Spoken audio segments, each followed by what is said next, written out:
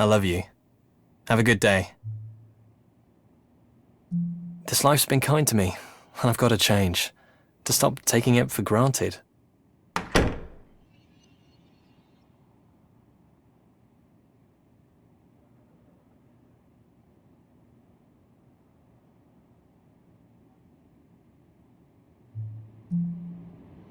I should have looked at this view more.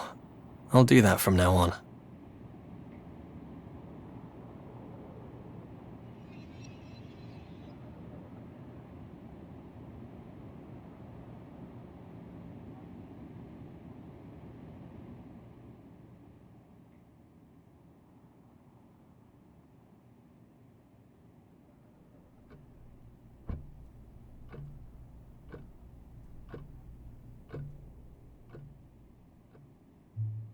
It's better to walk.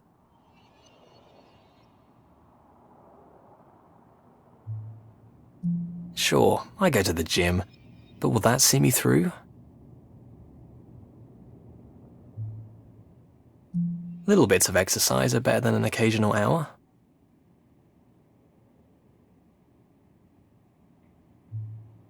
I've got to think long term.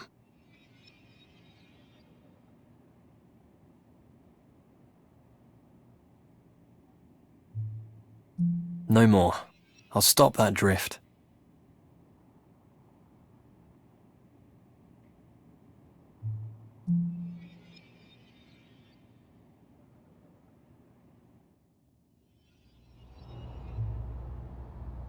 I'm going to change things.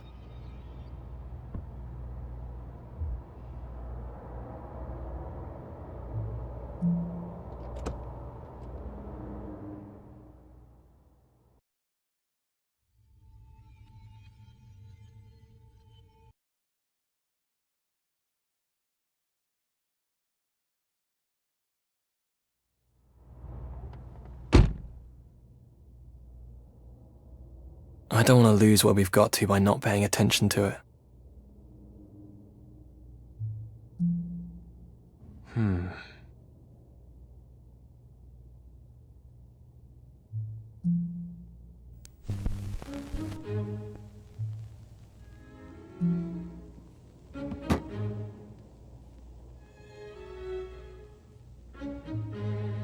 Some of the patterns are worth keeping.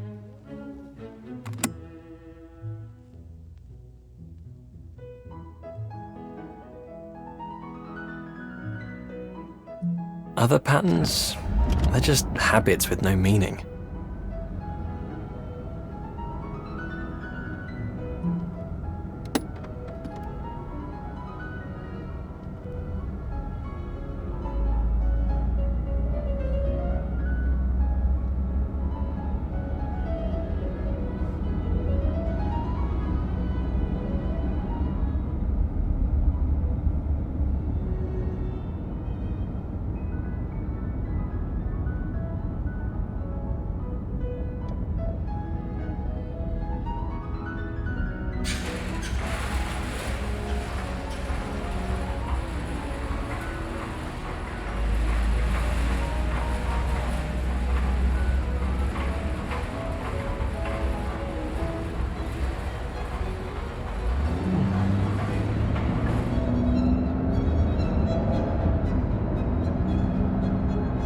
I can't believe how lucky I've been, and I took it for granted.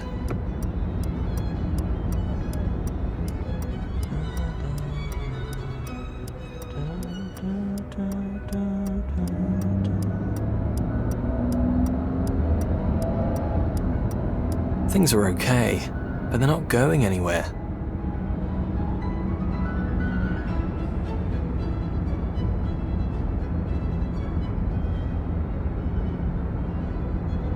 I'll tell him tonight.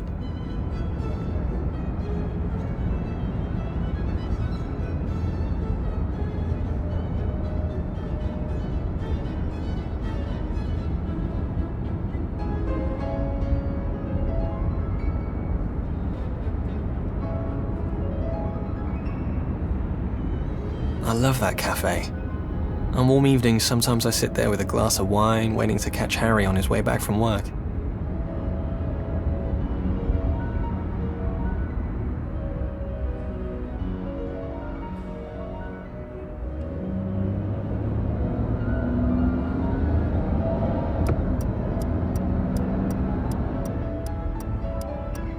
Maybe we'll go feed the ducks this weekend. I love the way they walk.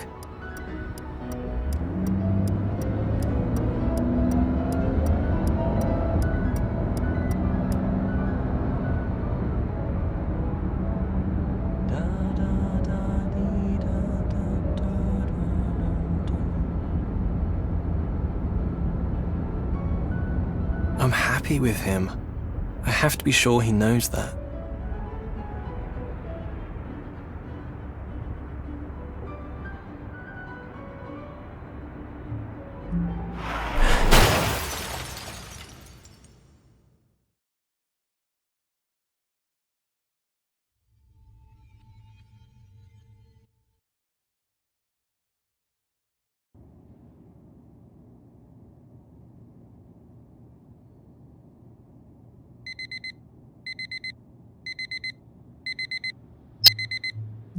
Patterns.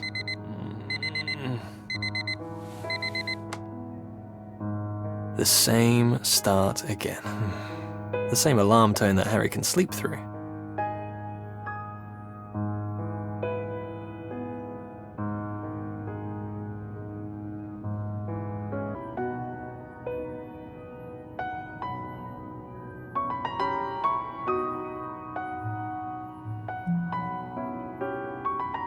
A routine is good, to a point. I used to love this efficiency, but I feel trapped by it now.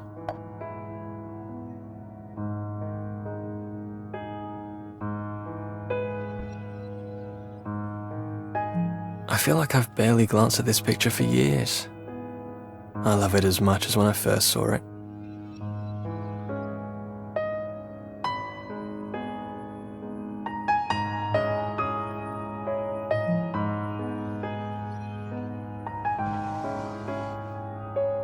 This t-shirt is Harry's favorite on me.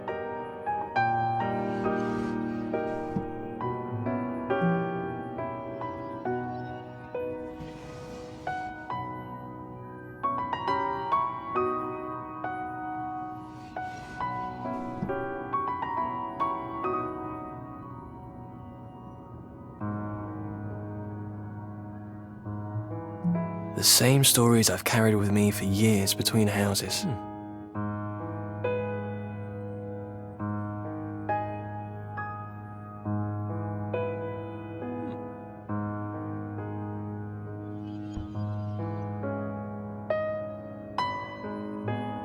I'm grateful for everything we have, but probably not as much as I should be. It would be easy to think I wasn't happy. I am, I think. I mustn't let it slide away.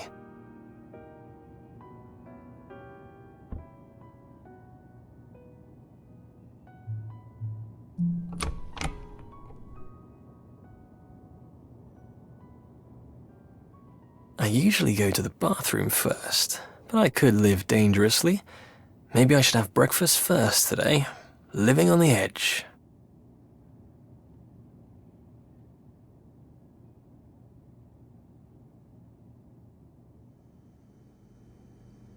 Every change helps.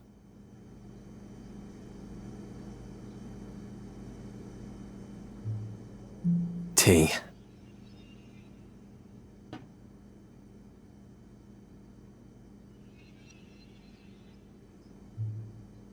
A man takes the lead, Grandma would tell me. I guess I need to step up to the line. I've got a great thing here.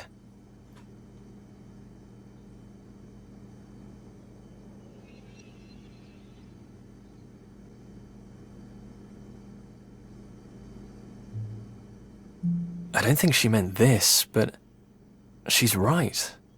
I should take the lead. I should ask Harry to marry me. I want to be his husband.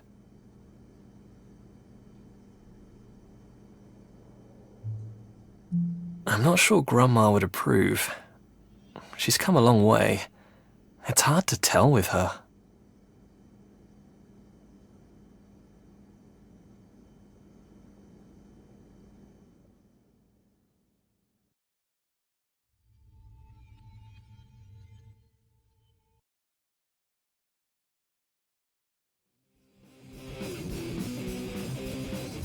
Of course, as Will's grandmother, I knew him since he was born.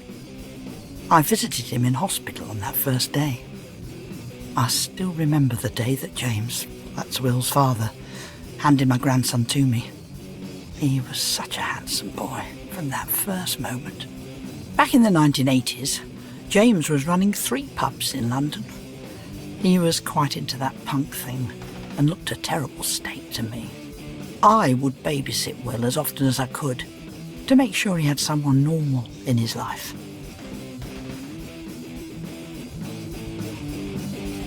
Sharon had some problems with the birth, so Will was an only child growing up. He played by himself a lot. Will's mother is an American, Sharon. They met through James's pubs. She took Will away to America for 3 years when she and James split up. They got back together again though. There was always music playing when I got to the house. Some awful racket. Not the sort of thing a child should be hearing. I always turned it off. It's good for a young boy to be outdoors. But Will never really liked that when he was young.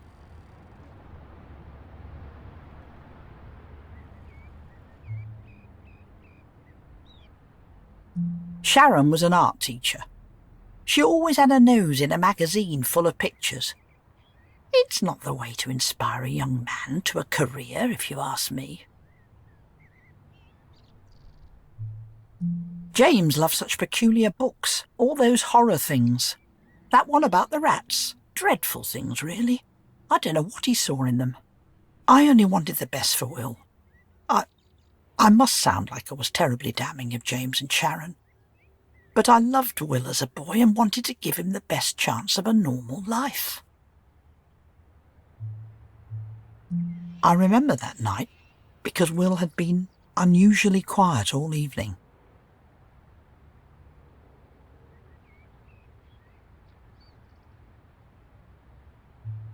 He had been in a fight at school.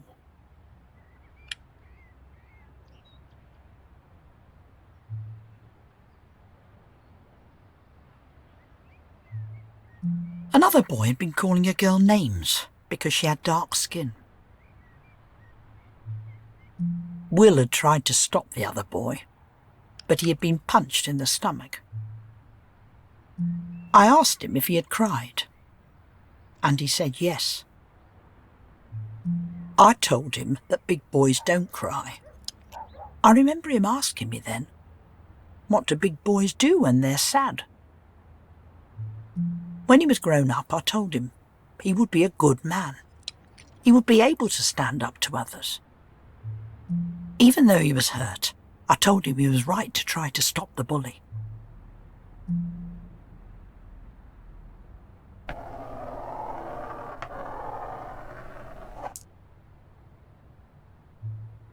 Now I think about it, I don't think he was very comforted.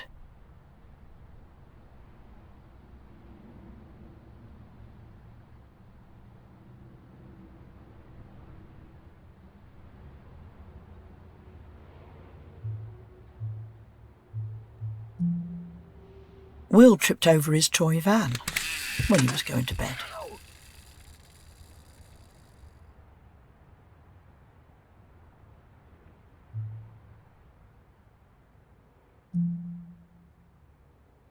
I remember carrying him. He was trying so hard not to cry.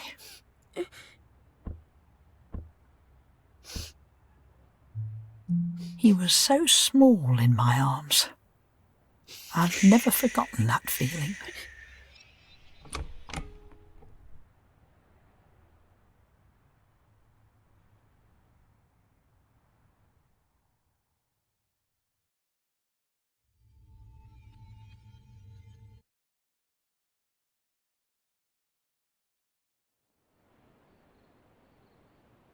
It's most odd what sticks with you. A whole patchwork of memories making up our lives.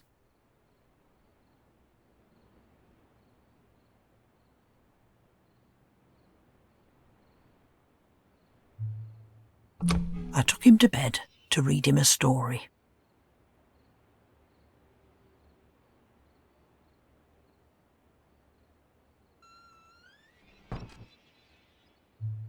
He went through a phase of being scared of ghosts. Sharon would buy him ghost storybooks, and he had that pop-up haunted house book too. I always had to check the room for ghosts before he would settle down.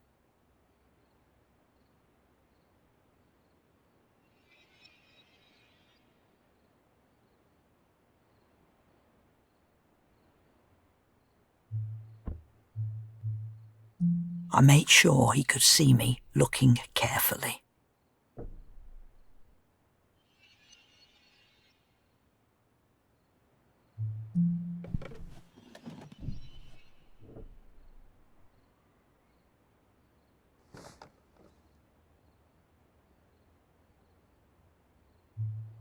I remember that night clearly. I remember promising him that I would always protect him, no matter whatever happened. Of course, he was thinking of ghosts still, but maybe I knew then that his life wasn't going to be so easy.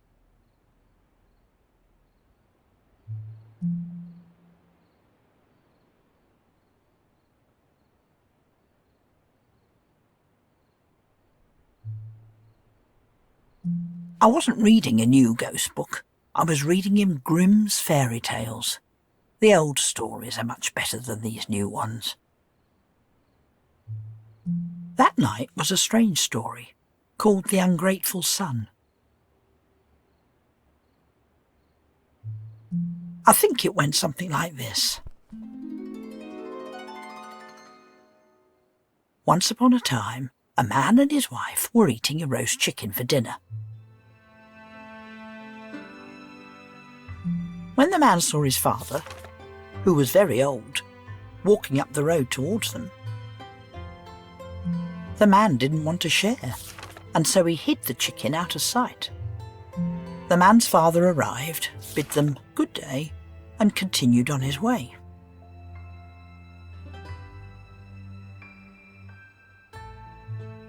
The man was happy with himself and told his wife to get the chicken and put it on the table again. But the chicken had transformed into a giant toad, which leapt onto the face of the man.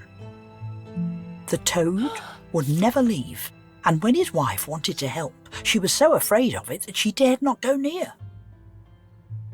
The man had to feed the toad every day from then on, or it would bite his face, and he never rested for the remainder of his life.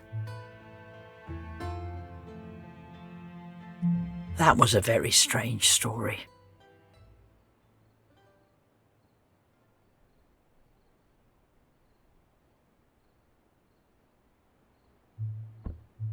Will was asleep before I finished it, which was probably a good thing.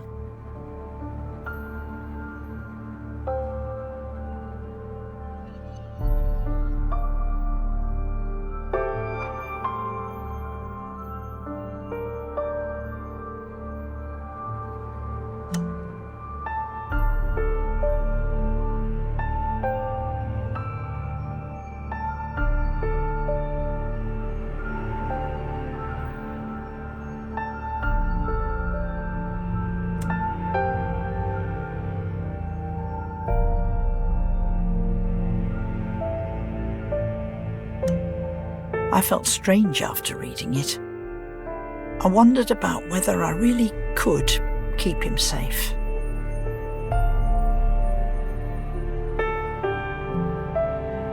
I didn't know where life was going to take him. I was his grandmother, and I hoped I would help him be a good man.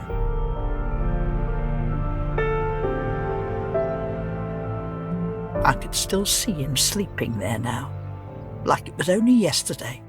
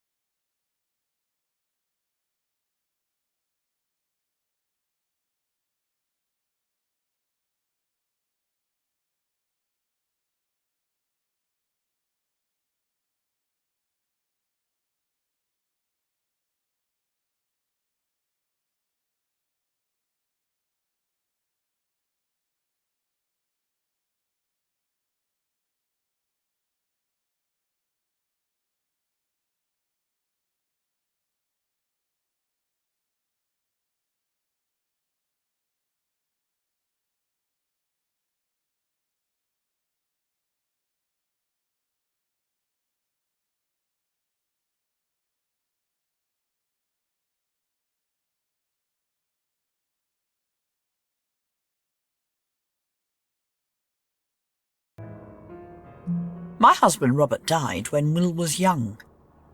He was a good writer, but I do wish he had tried a bit harder. Still, I loved him.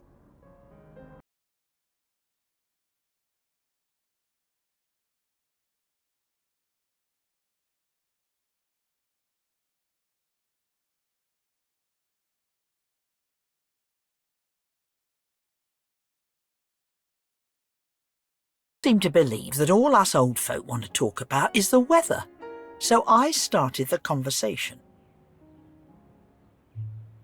I think it's sad. She was bullied into all of this from the beginning. The conversation didn't go well from there. I got very frustrated with him. Sharon didn't join in, but it wasn't hard to imagine what an American might think of it all. James wasn't much help. He's always held liberal views on things. I wish I hadn't even tried. They didn't want to hear my views. I said that I was going to make some tea. No one offered to help.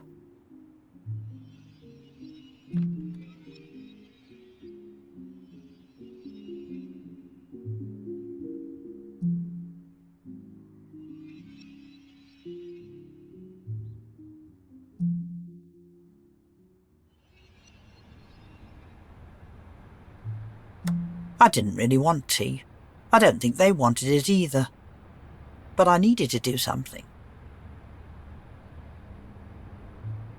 I know it seems like a small thing, but maybe it was the first time that I felt apart from Will. I didn't have any choice in my time, but I had a quiet life. It was good enough. These days it's easier to be different, to forge your own path or something like that, and everyone else be damned. If you go against society, you always end up in trouble.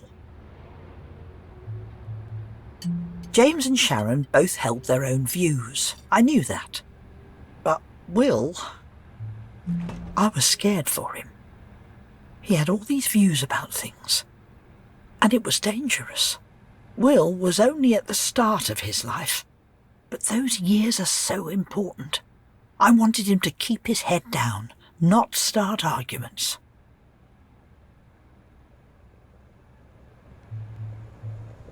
I let the tea brew. And I cried for him. He was young, but he was old enough too. He was going to make mistakes, and I wouldn't be able to stop him.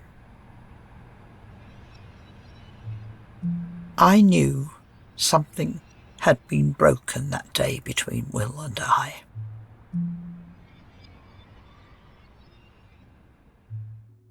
I took a deep breath and pulled myself together. It's not the done thing to let others see you get upset.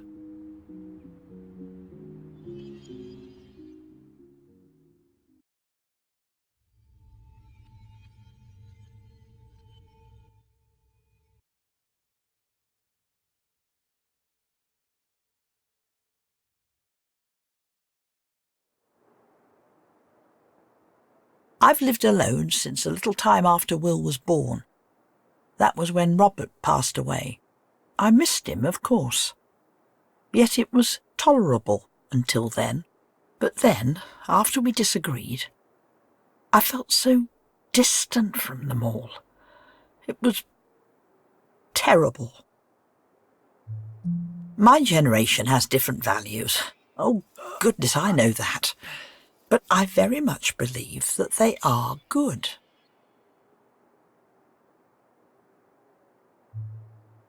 I wasn't prepared to accept that Will wasn't going to talk to me anymore. You can't accept it, really, when you see someone you love putting their future at risk. All these free ideas about people choosing their own way to live. He would understand later. But how much later? What damage might he do to his life before he saw that you need to fit in to get along?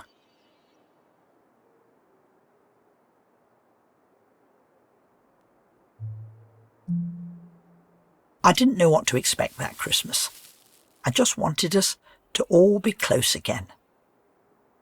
But I was nervous. Will went off to university, but I clearly remember the Christmas that he and the family came home.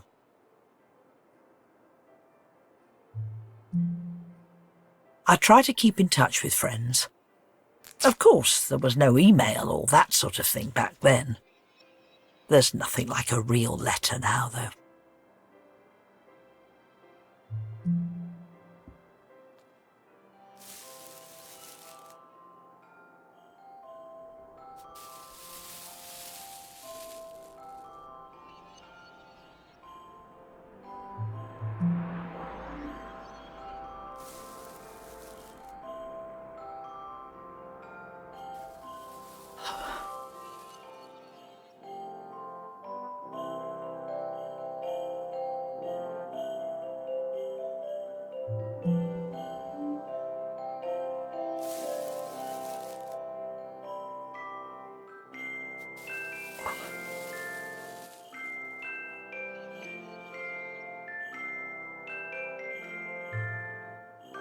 It's a lot of work making a house look welcoming, but it was good to be busy.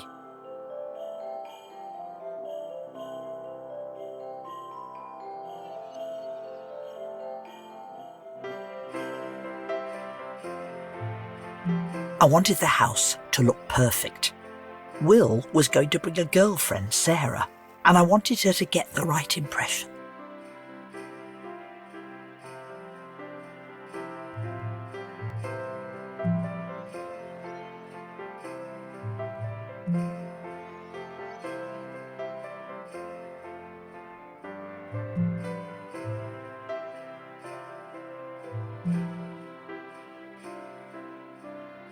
My family arrived just as the Christmas lunch was ready. It was perfect timing. James is most definitely Robert's son. Kind, but capable of so much more than he does. When Sharon took Will to America, he was only 10. Like most boys, he wasn't much of a letter writer. She took him away from us for 3 years, and I barely saw him. Sarah was lovely, of course. She was a bit shy back then, I think. We talked about her university courses. She really had no reason to be nervous. I hadn't seen Will since he left. I wanted him to understand I wanted the best for him. I always wanted that, no matter if he disagreed with me. Will was growing up to be such a fine man.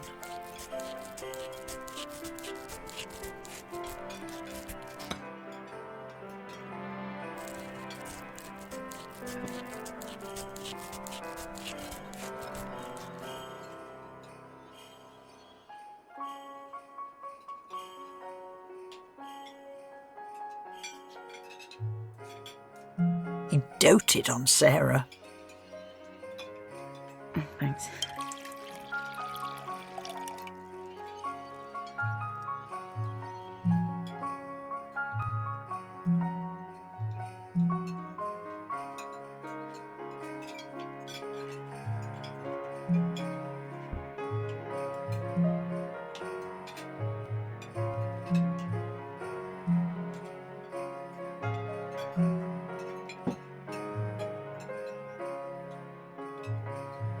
It filled me with pride and hope to see him that day.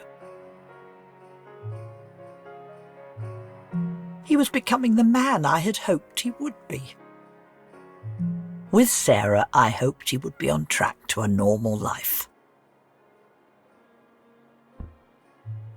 But that was the last time I saw her.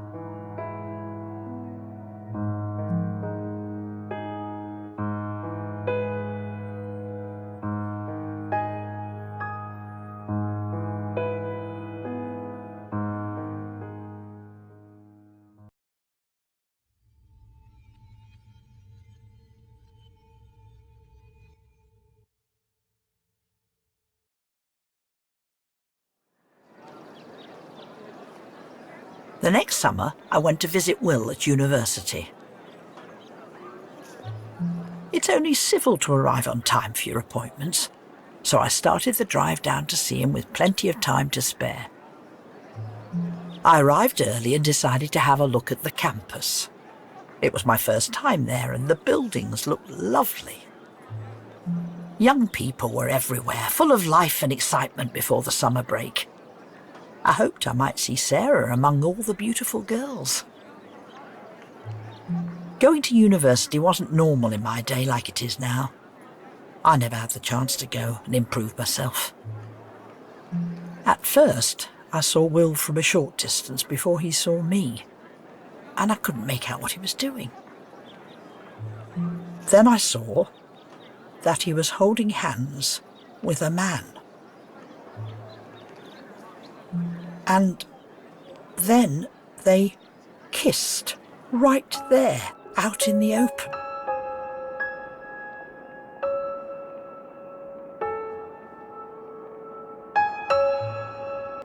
I couldn't believe it. I knew that his views would get him in trouble. After all I had tried to teach him, he went and did that.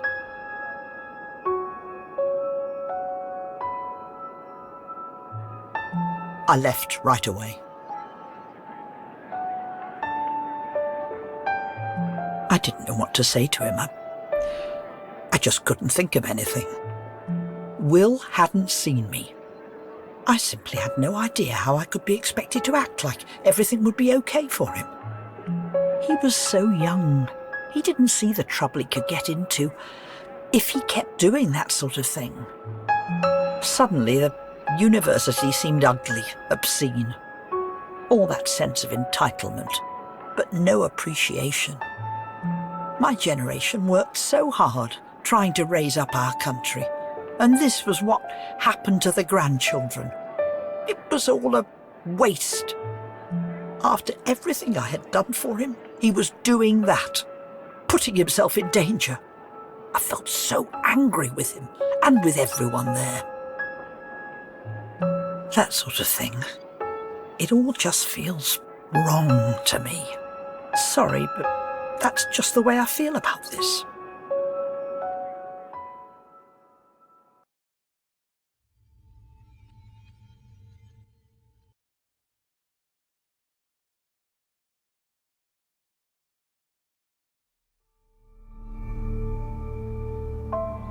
I barely saw Will for the next few years. I couldn't bring myself to talk to him.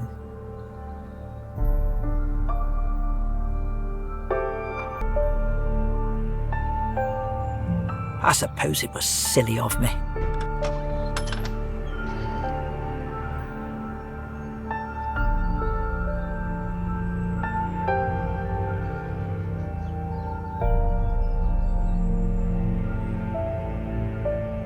He had gone travelling after university, and I stayed at my house.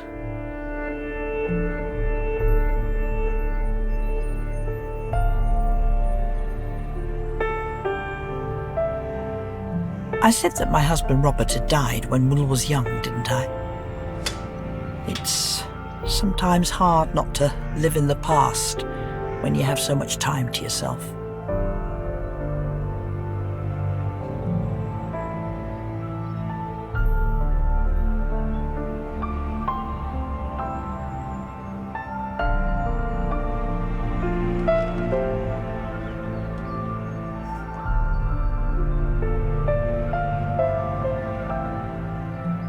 Probably never really understood how much I loved him when he was growing up. I remember so clearly before he changed, when he was just a happy little boy.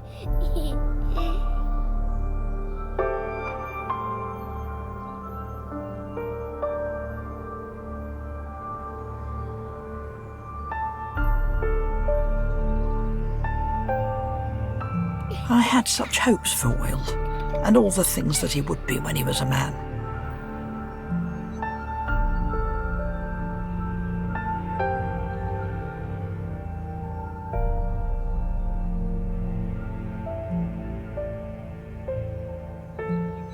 But life goes on. I was working in the garden. Things go wild if you leave them too long.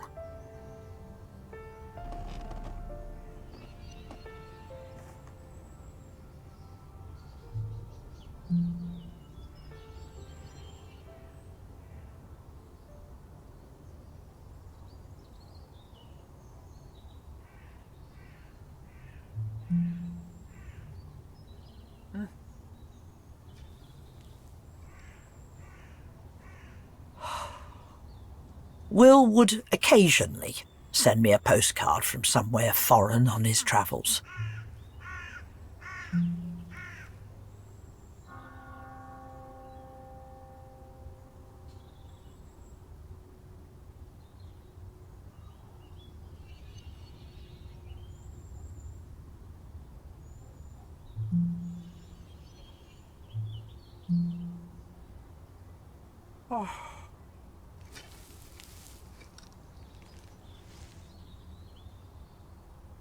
I was still angry at him, but I worried too. He was just off somewhere, before the travel writing became his job.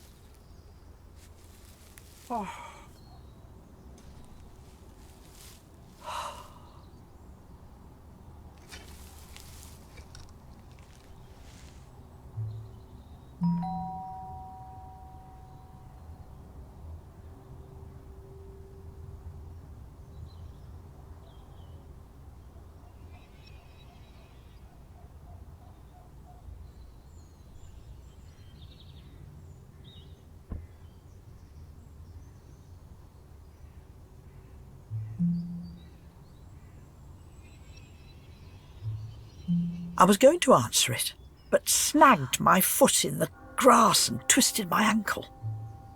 It hurt like blazes, and I lay there feeling like a complete fool.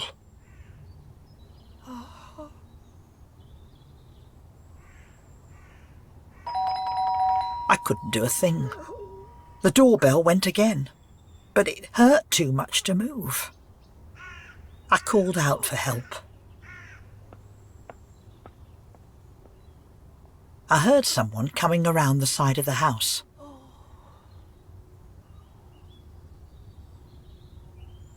It was Will, coming to visit me. He'd come back from travelling.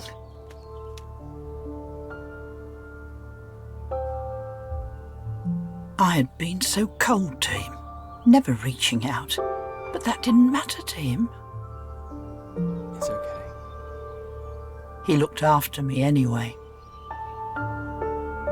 I saw the kind boy that I knew, inside the man he had become. I don't claim that I'll understand some of his choices. Let's get you inside.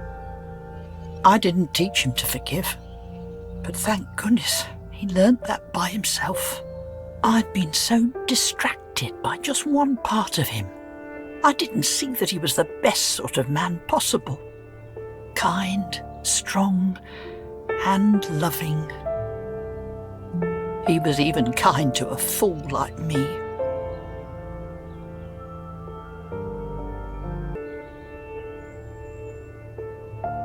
I'll never forget that.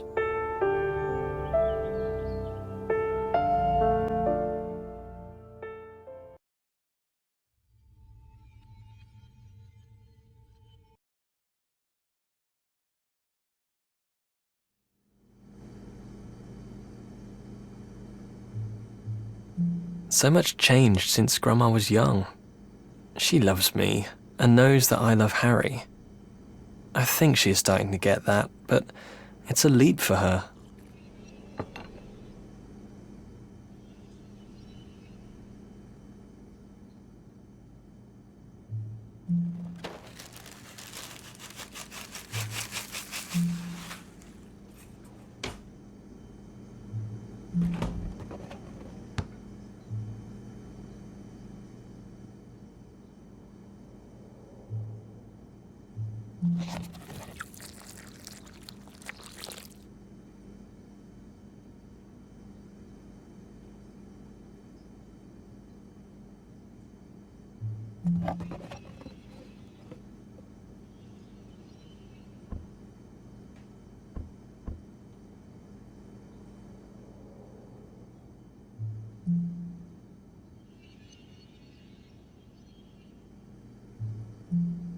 It's real weird looking back at my childhood. I had all these messages about what a man should be, and now I'm thinking about marrying Harry.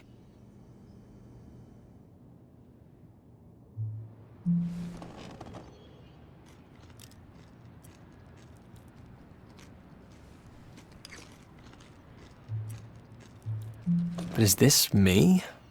Us, now and forever? I love Harry, but he just wants to be here, in these routines. Are we two different people?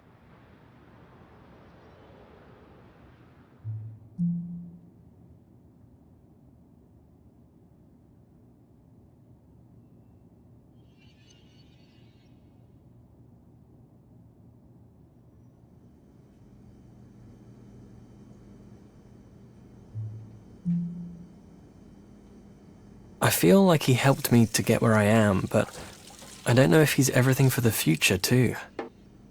How do people usually decide this stuff?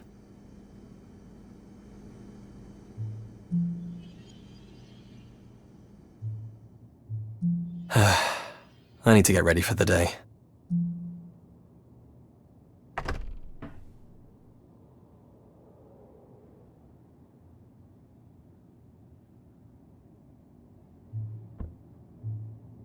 Love isn't unique. It's common. I was in love with Sarah once. But that changed in the end. What would be the point in marriage? I hurt Sarah when I was with her. I'll hurt Harry too, in the end. I don't deserve someone like him.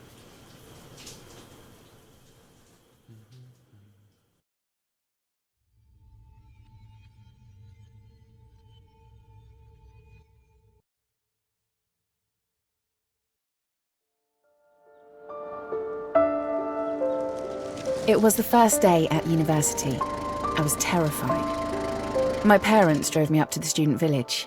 The back of the car was stuffed with everything that I owned. I've no idea how well I did at pretending to look confident. If anyone else noticed, they didn't say. They were probably doing it too. Paul, my mum's boyfriend, always liked Will.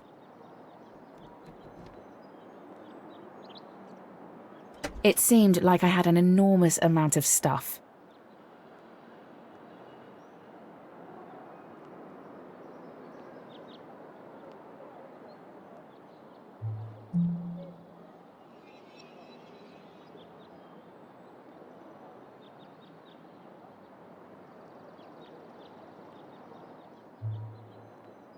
I think Mum or Paul must have picked up the keys from somewhere.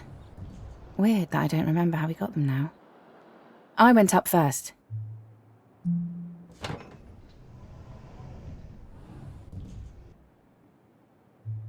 Walking into my dorm room for the first time, I could only think about my own nerves. It's one of those things that we do sometimes. We forget about the feelings of others. Yes, I was scared about it all, but how did Mum and Paul feel? After unloading the car, they were about to drive away to an empty home for the first time in 18 years. Maybe it was a scarier day for them than for me.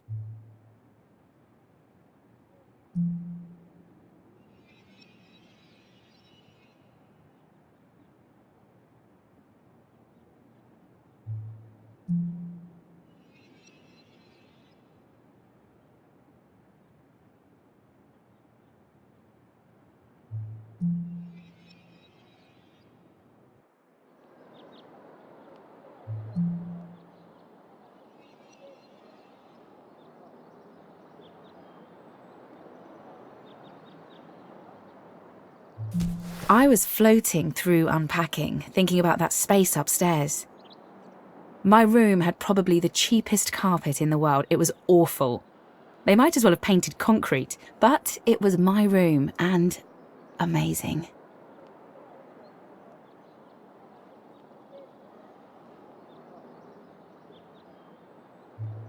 It had 4 walls and a door that I could lock. I was frightened, sure, but also excited. I had my own key and all the stuff that goes with that.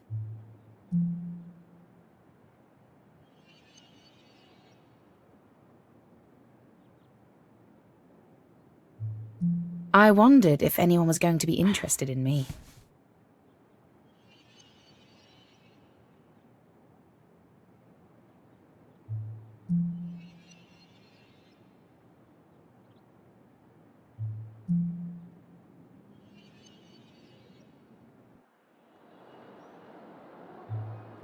Smartish.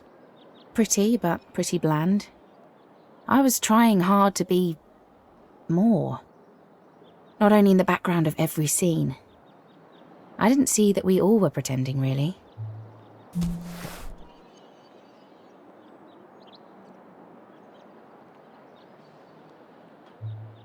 Wait, no, cute is the right word. I wasn't really thinking about sexy back then. I felt so adult, but I had so much growing up to do.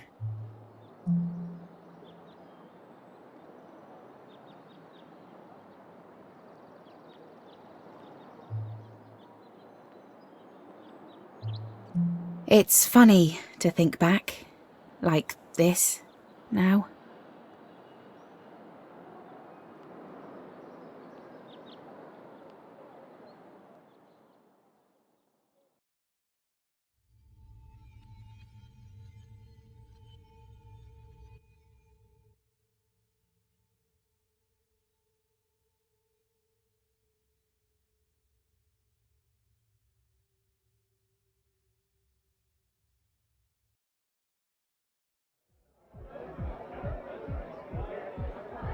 It was really busy for those first few weeks.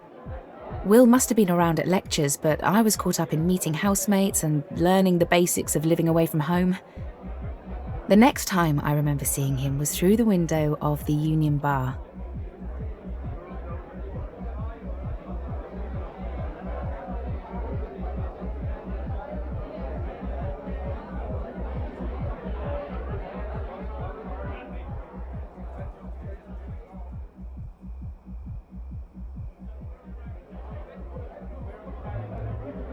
I remembered he'd looked back at me on that first day, and it made me smile.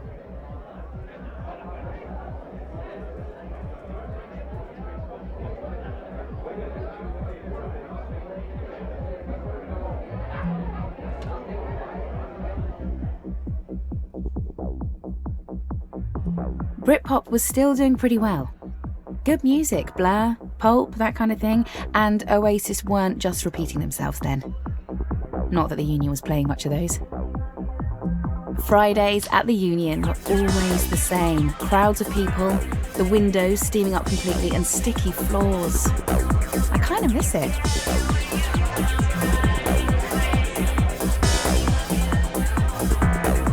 After I'd seen him at the window, I wanted to talk to him. Maybe more. I pretty much went on the hunt. It's tricky when you're not very tall and the lights are low. It was hard to spot Will in the crowd. It had only been a few weeks, but I felt like a new woman already. Or I was on my way, at least. I know it sounds weird, but I always felt that Will was a good person. The kind of person I wanted to be around. It was true, too.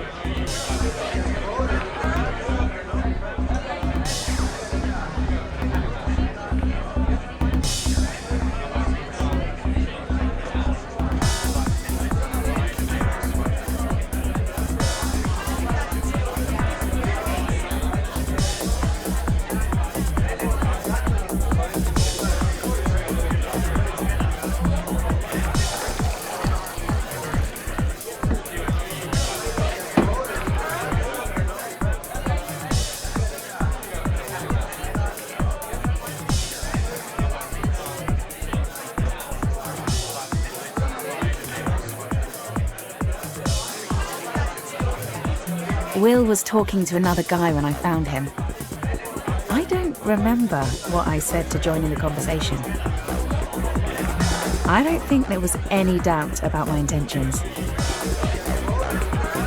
We had a few drinks and I remember pulling him outside.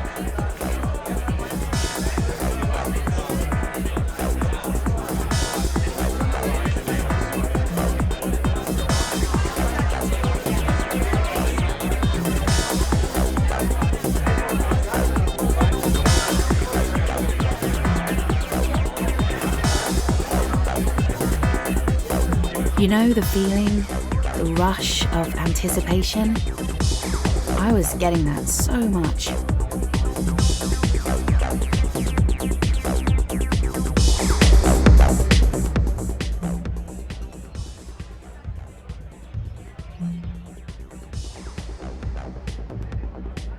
The cold night air hit me and I felt a little dizzy.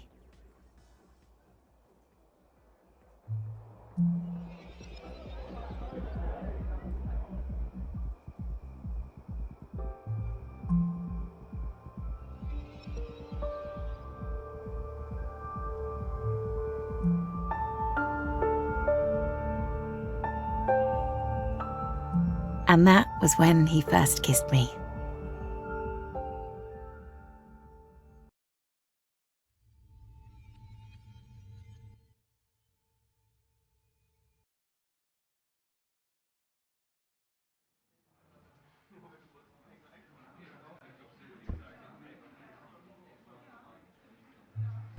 Our first proper date was to the cinema.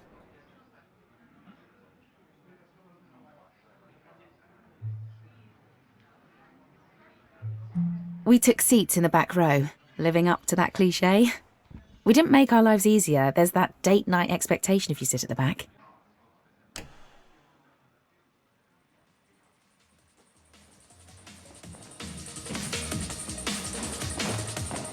We both fidgeted, trying to work out how to start. When I went to hold his hand, he moved his away. But I think that was by accident. I kept on trying to look at him from the side to see if he was looking at me. I shifted in my seat a bit, letting my leg touch his. I was so smooth.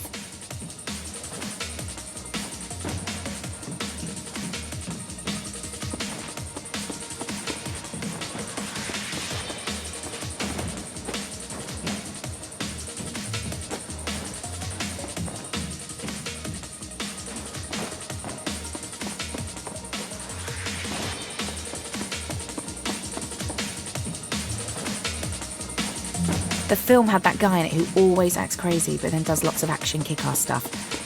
We weren't really paying attention, I think.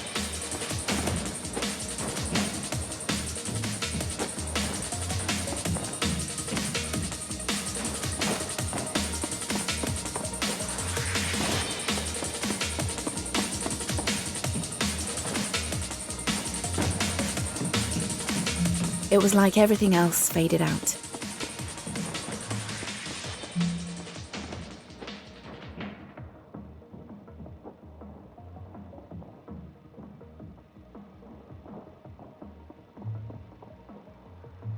I plucked up the courage and put my hand on his leg, and he gave me one of his lovely, shy smiles.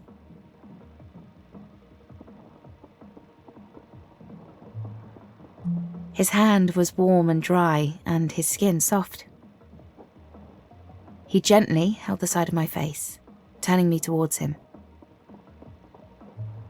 He closed his eyes and kissed me, placing his lips softly onto mine. We locked our fingers together and watched the rest of the film. We didn't let go until ages after we left the cinema. Even as we left, there was something else there. Did you ever have a love that you felt so strongly that you knew it had to end? Will always gave the impression of confidence, like he always had a grand plan. I wish I knew if he saw that end coming too, like I felt it was. I don't know if that would have made how it went any easier.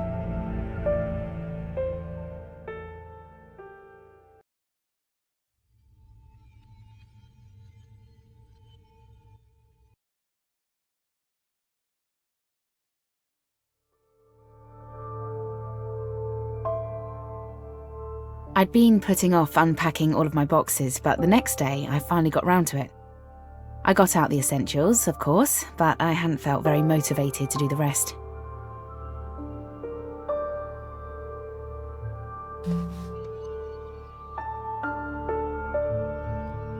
I think I brought my old books as a comfort thing. I didn't really expect to read them at uni. They were just nice to have around.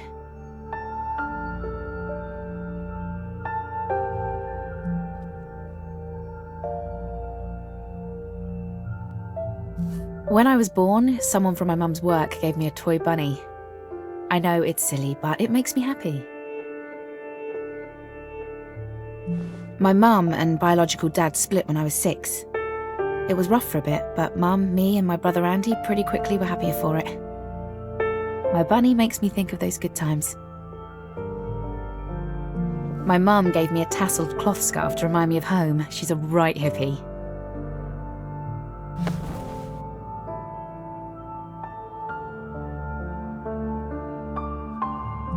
There were some candles my mum had given me. Will was coming over later that week and I was falling for him, so I thought I'd make it more cosy in there. Is it weird to tell you this?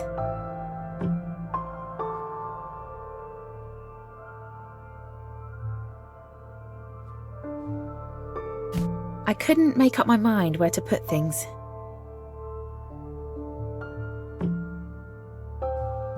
I wanted it to look nice in there. It was my space.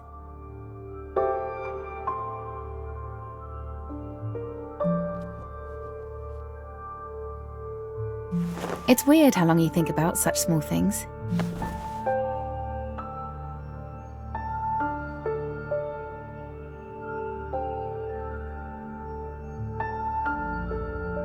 The little choices are important.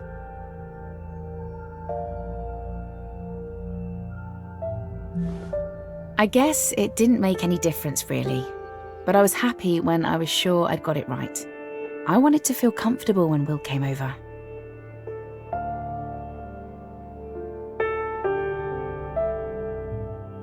Will and I, it felt like a Romeo and Juliet kind of thing, and just as likely to burn us both as to make us happy. But what a lovely way to burn.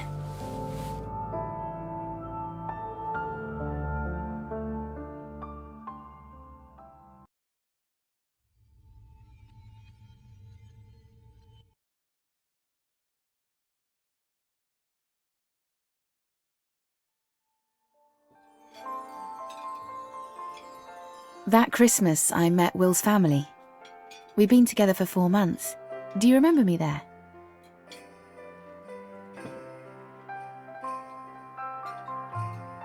I was so worried I was going to say something and embarrass myself. I was much more shy back then, and I was really in love with Will, and I wanted to make sure I didn't mess anything up. We were still at that stage where you constantly want to touch the other person. I loved that, but I didn't reach out with his family or there.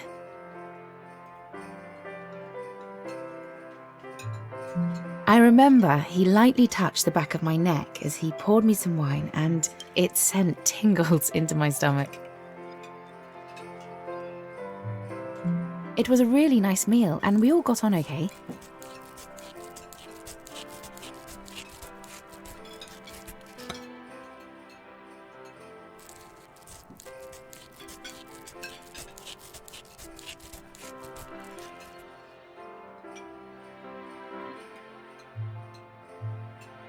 You only get to make one first impression, so I probably should have worn something else.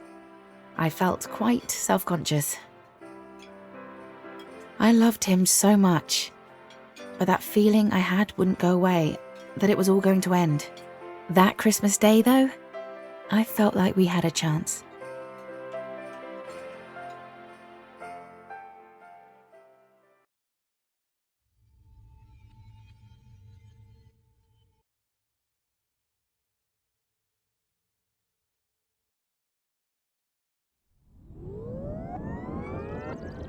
Things were going well, but over the months, I felt the relationship changing. We often put on music to fall asleep to. Most of my music was on CD, but I also had a tape recording I'd made of a Billie Holiday record, scratches and all. Vinyl had that warm sound you don't get now. Wonderful as we drifted off. Then the tape mechanism would click at the end and wake me up. We listened to a lot of Portishead. Even now when I listen to them, I remember being back in that room, in his arms. We would watch videos in bed together, or whatever was on the TV. Coronation Street had a transgender character. It wasn't something I'd thought much about before.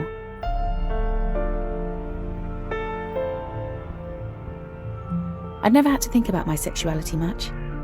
I'm straight, and as far as I knew, my friends up until that time all had been too. I just accepted Will for who he was, regardless of his sexuality.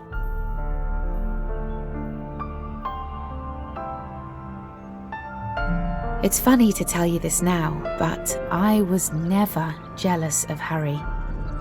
You'd think I would be, but I loved Will so much. I just wanted him to be happy. Will and me were studying English.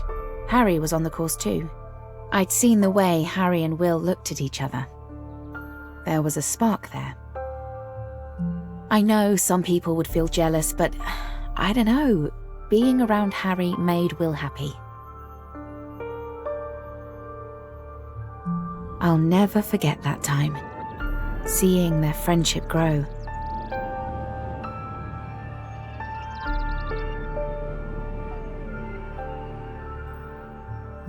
I could feel the end of it all shaping up, but we had good times anyway.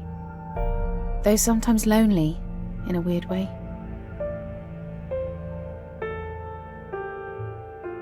Feeling like the only people in the world. You cherish the other person, but you long for another life too. Maybe I didn't mind Will getting closer to Harry because it felt like our own love was too much for two people.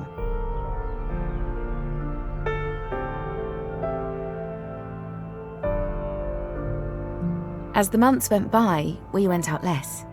We would go out to meet up with Harry and a couple of other friends, but it was mostly just Will and me.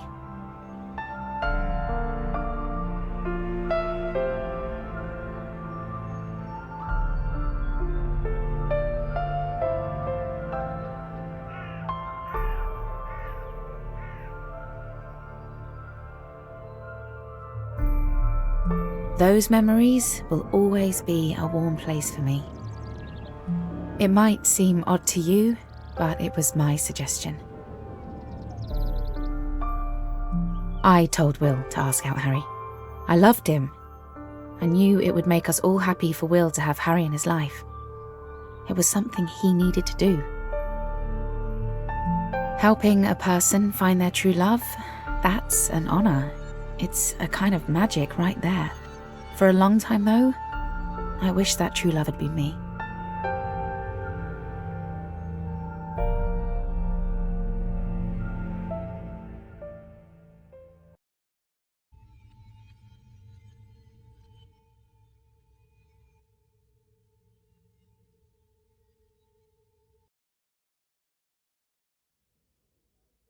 Let me paint a picture for you of the end.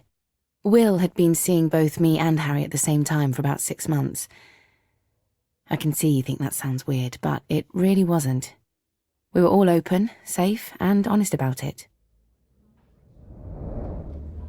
The picture. It was October, and we met in the basement of the Royal Oak. Smoking was still allowed in pubs, and the faint smell clung to everything.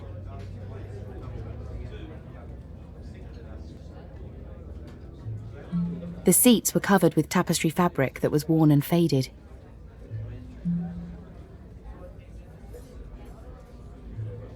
The basement was crowded with heavy oak furniture, with the wood grain sealed away under layers of old varnish.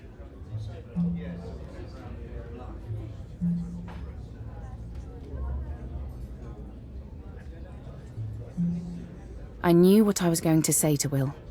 I had a friend before uni who was having boyfriend problems and asked me what love is.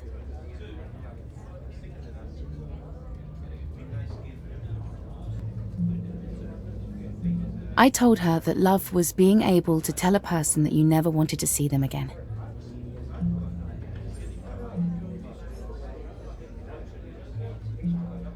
Even though it broke your heart to do it, you would tell them to leave you because it was right.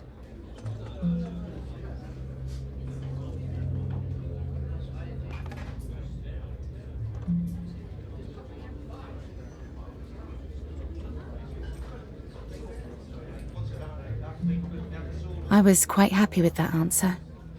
Like love was something from a Shakespearean tragedy.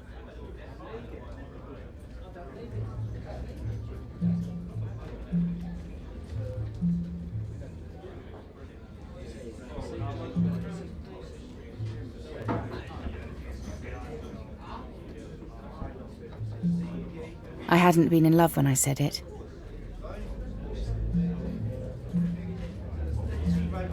I didn't expect to have to do it.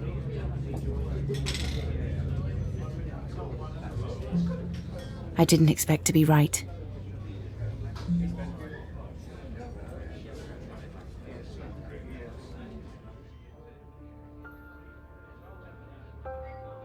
We need to talk. Oh?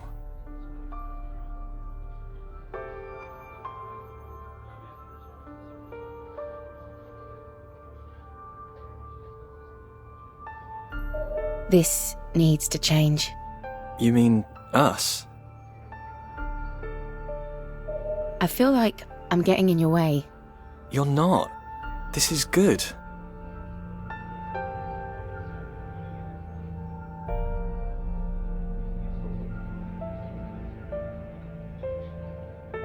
Sure, but I don't know if it's good for you. I'd like to be the one making that choice. I'm happy with you. I love you, but this isn't about me. I love you too. I want to be with you.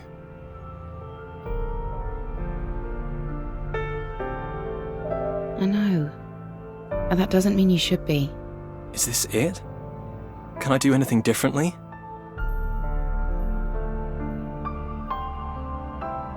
No, you've not done anything wrong. I don't want this. Me either. But it's right. I love you. I love you too.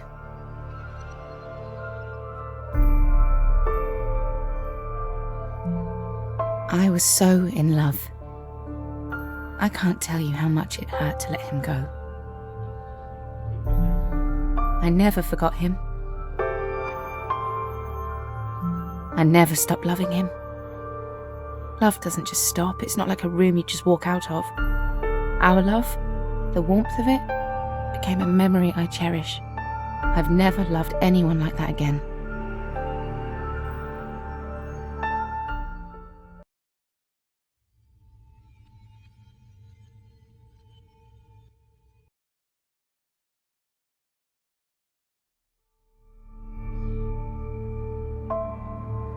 It took me 2 years to get over Will. I saw him falling deeper and deeper in love with Harry. Maybe we all could have kept on dating together the way we were. I didn't think of that as an option at the time. 2 years is a long time.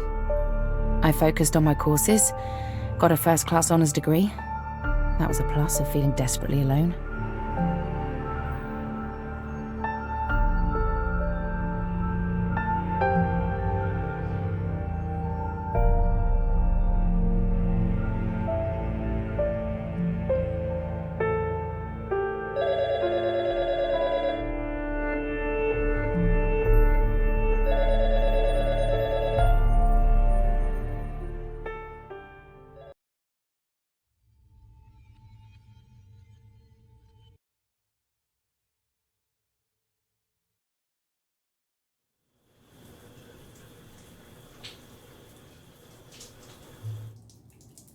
Sarah and I still meet up. It took a few years before that was comfortable. I still love her. I'm not sure she realizes how much, but not the way I did back then. The breakup was hard, but right. The way I feel about Harry it's something amazing. She saw that coming. She's smart.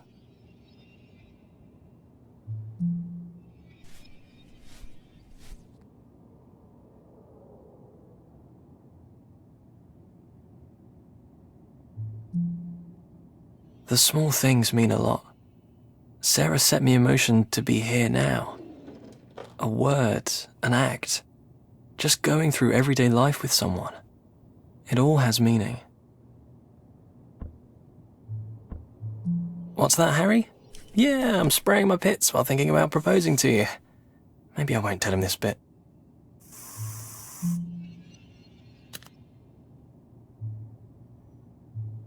I've lost some of the wide-angle view of my life. I want our lives to work, Harry and I.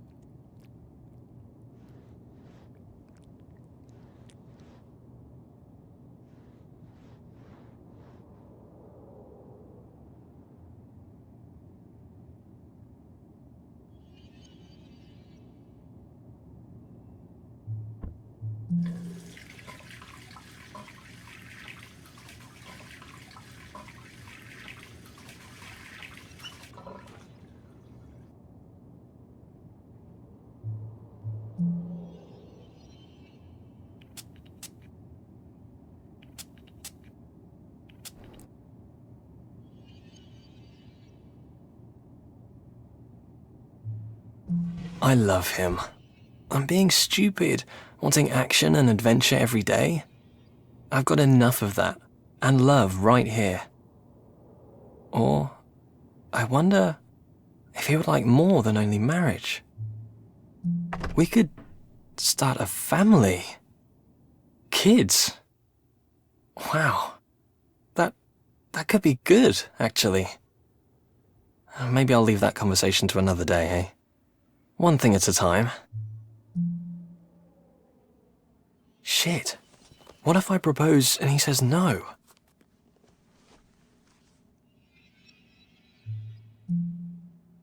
He wants this too, right?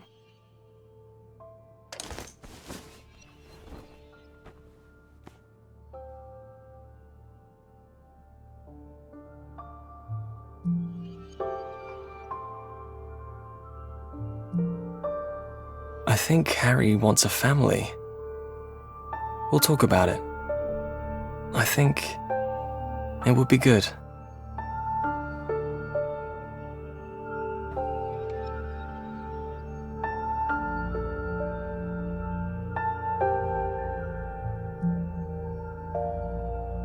First day of the rest of my life.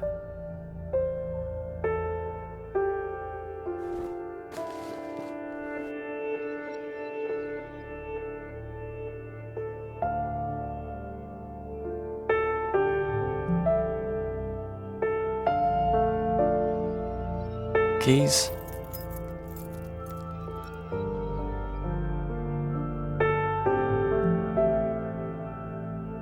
I don't know what lies ahead, but it'll be amazing.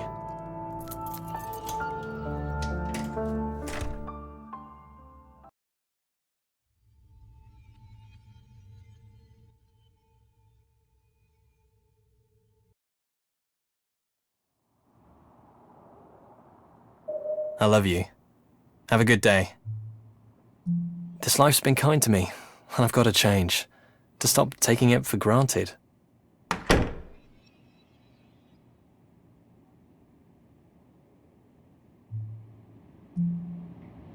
I should have looked at this view more. I'll do that from now on.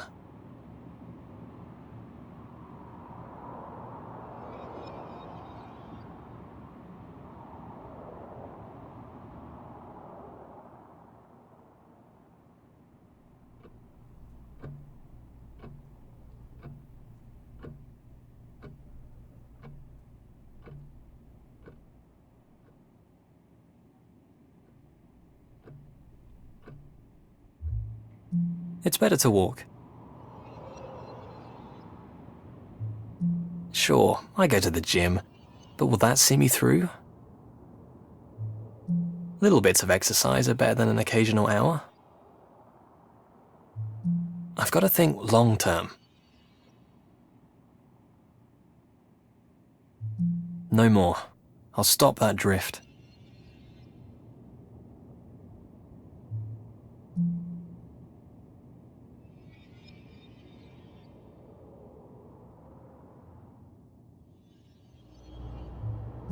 I'm going to change things.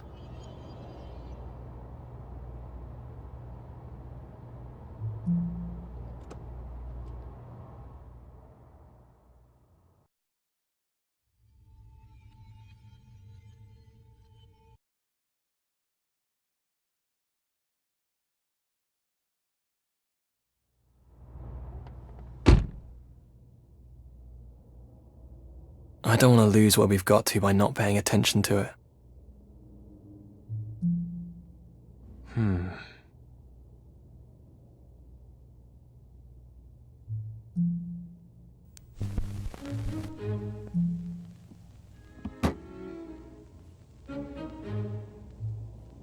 Some of the patterns are worth keeping.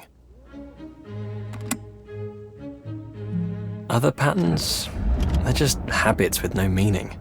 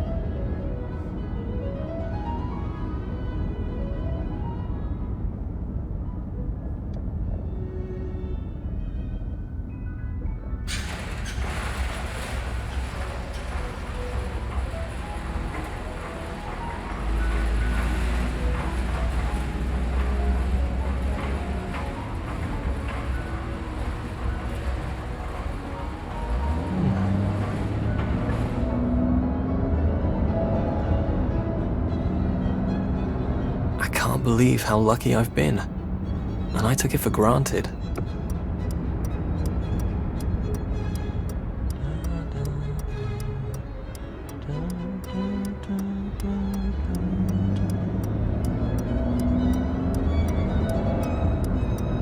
Things are okay, but they're not going anywhere.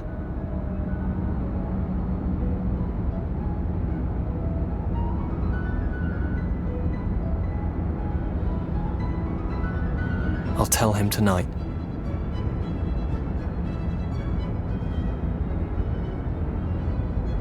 I can't think how often we chatted there, talking late into the night.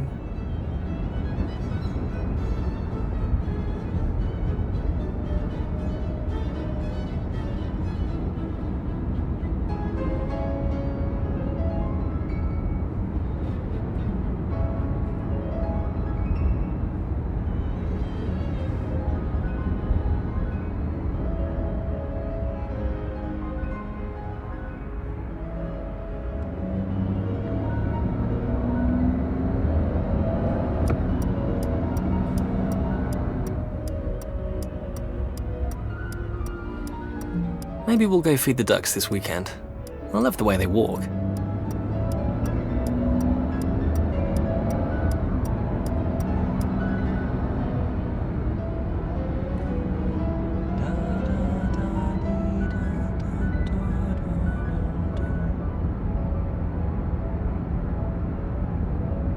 I'm happy with him. I have to be sure he knows that.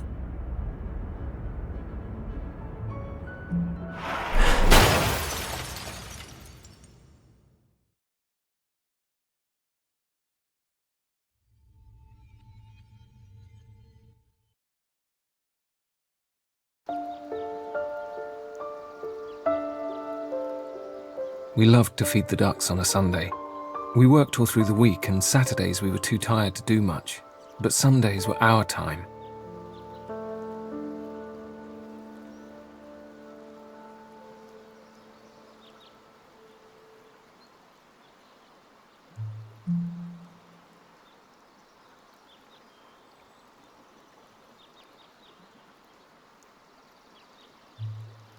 We loved it in the summer, like it was when it happened. But the bare trees in the winter had their beauty too. We would walk among them in thick coats, holding each other for warmth.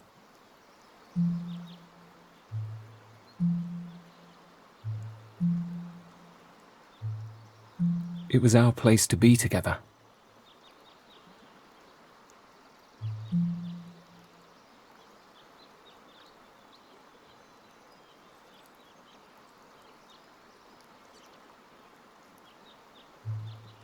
This whole place makes me think of him.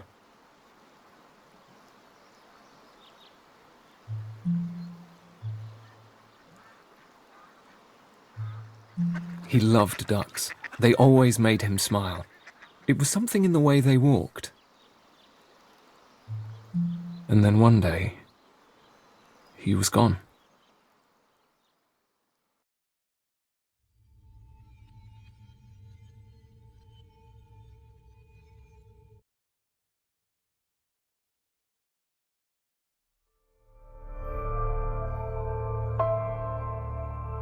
The crash investigators don't know whose fault it was.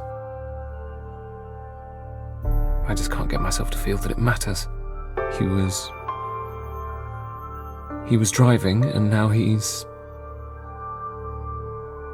They took him to hospital. Someone called me, but I don't remember who. And I don't remember how I got to the hospital. He was dead when I arrived.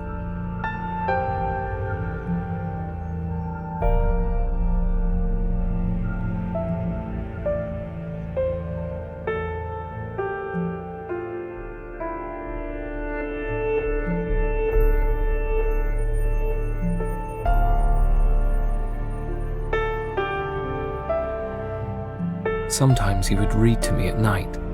I would lie with my eyes closed, just listening to the sound of his voice, feeling my breathing slow, knowing he was beside me.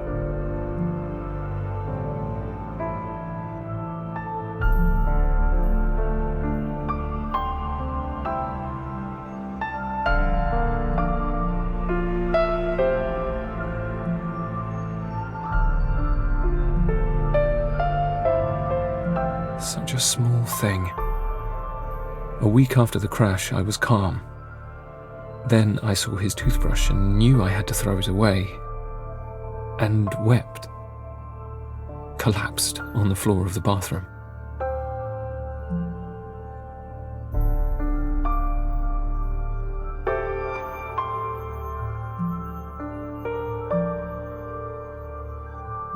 He loved to travel. I'm more of the staying home type, but I liked how happy it made him to see new places.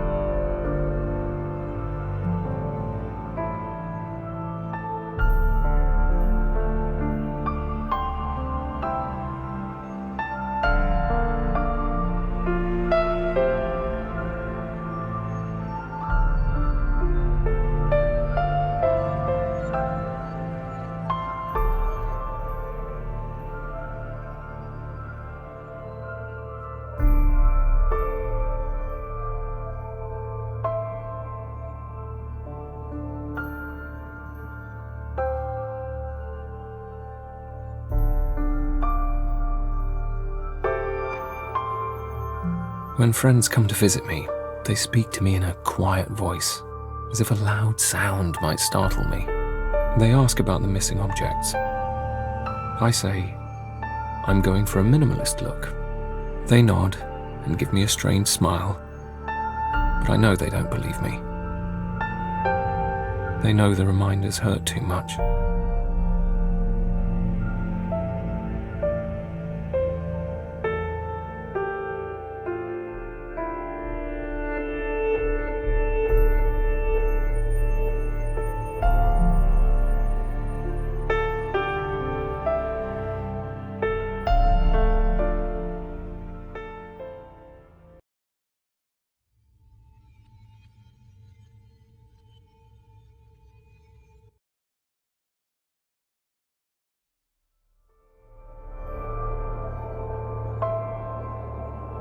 I've been walking more since he died.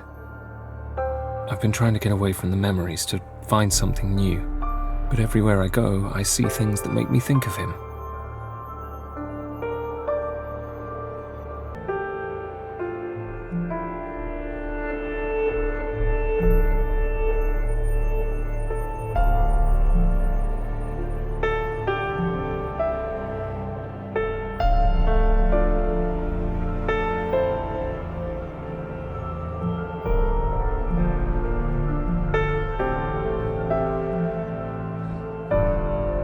I can't face going to restaurants yet. I don't want a table for one.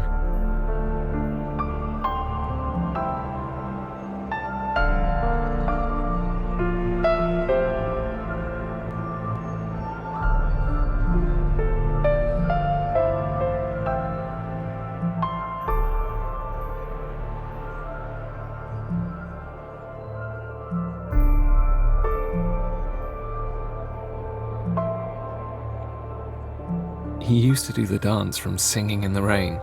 He was terrible at it, but he liked making me laugh.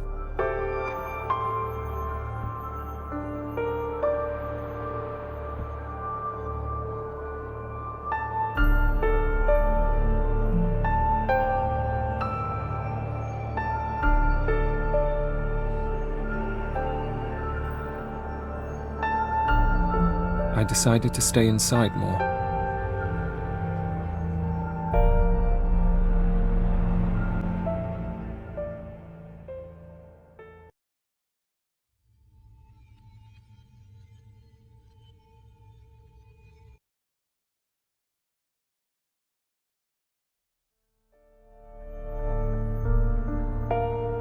Keep to the inside.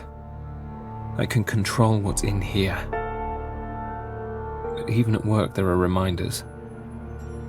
I need this space to be clear, so I can be free.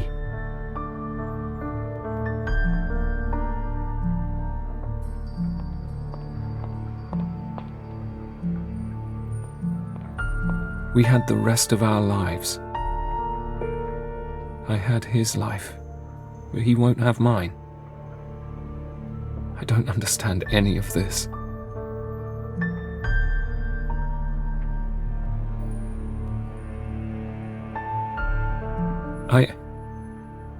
I just don't know. I don't know how I feel or how to feel. There's something cold inside my chest, pulling me down.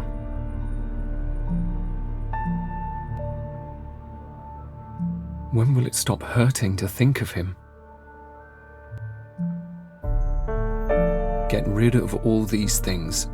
I'll get new things, things that I didn't use with him.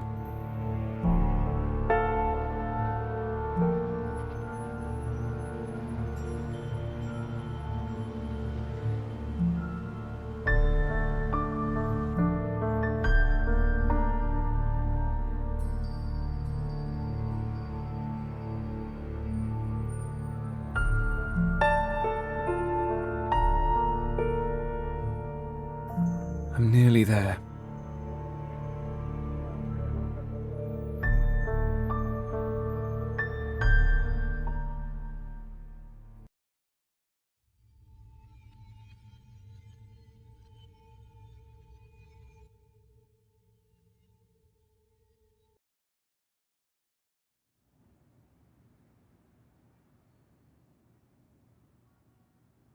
It's all gone. He's gone. But he's not. I can't get rid of him. Why won't he leave me alone?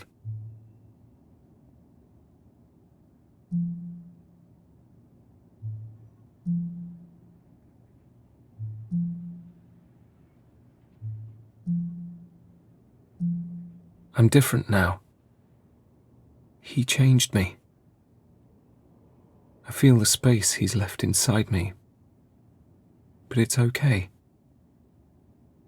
It's his shape. That's going to be part of me that I carry forever. Denying that would be killing him again.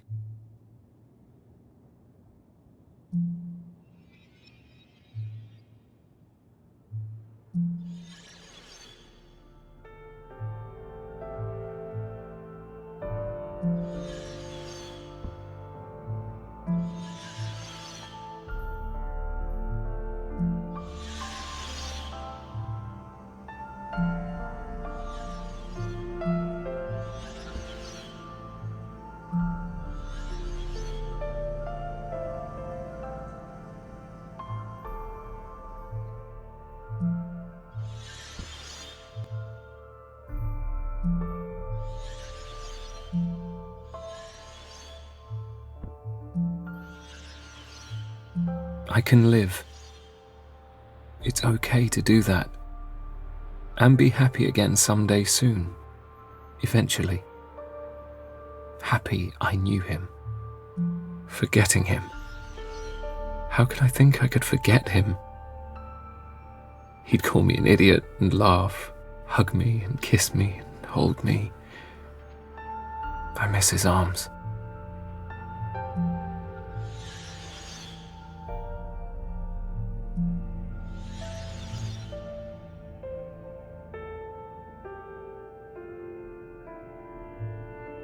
One short life together.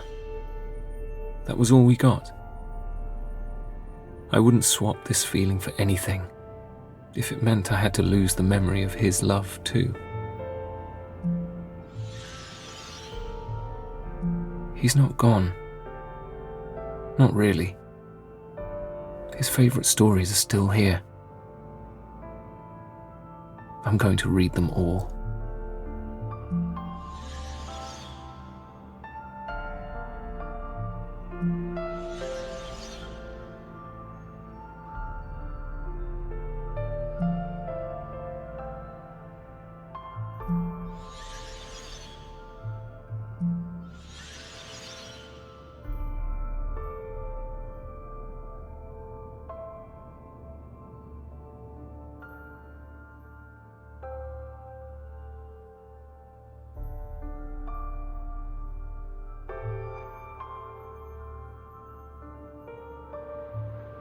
I don't know about afterlife things. Maybe I'll see him again someday. Maybe I won't. It's enough to know part of him lives on with me.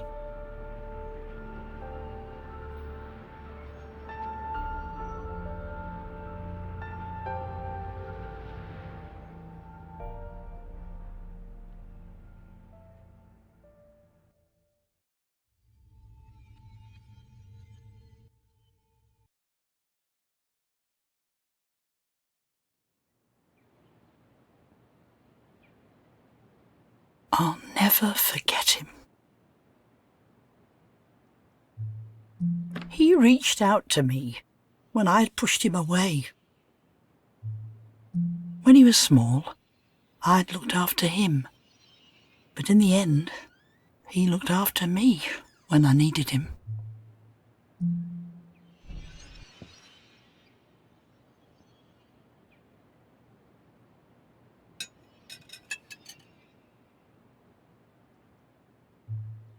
He showed me things I had never seen before. Okay, so this is the mouse. He often visited over the years.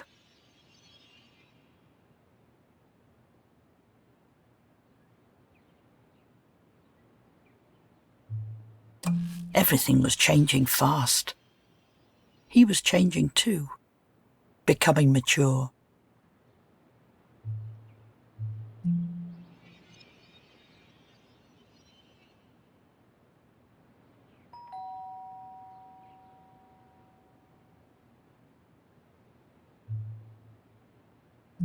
And then you came to see me.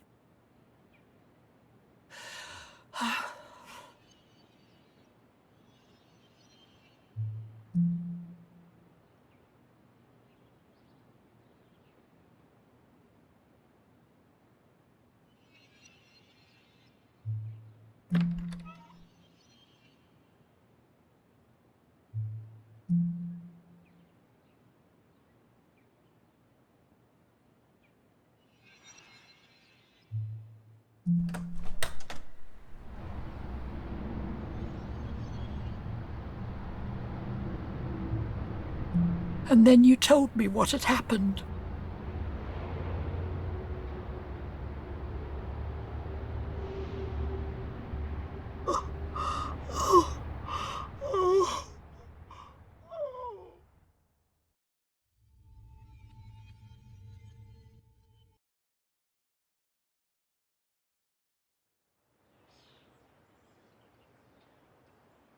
It's one of those strange things. I had just been thinking about Will. We met up again when he started doing travel writing for that agency in London. I was surprised at how good it felt to see him again. We'd hang out now and then. He always talked about his family, life, and about you both. He told me how happy he was.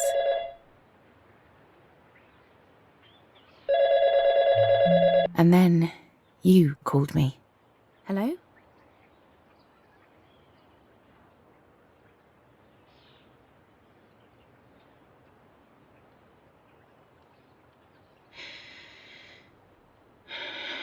He was happy at the end.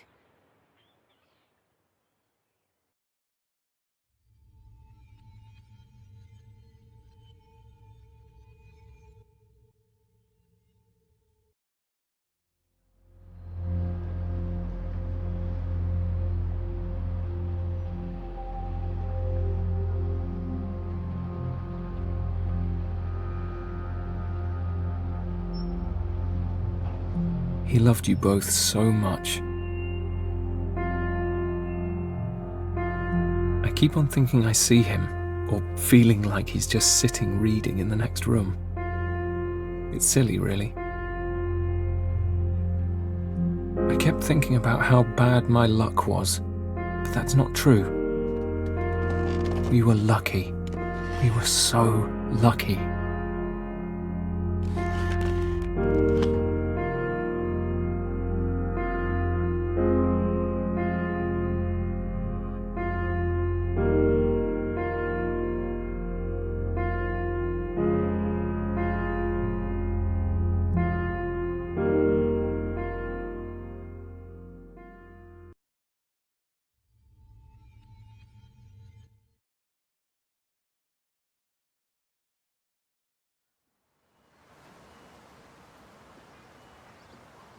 After we had talked, I went back to the park, to the place where Will and I had spent so much time together.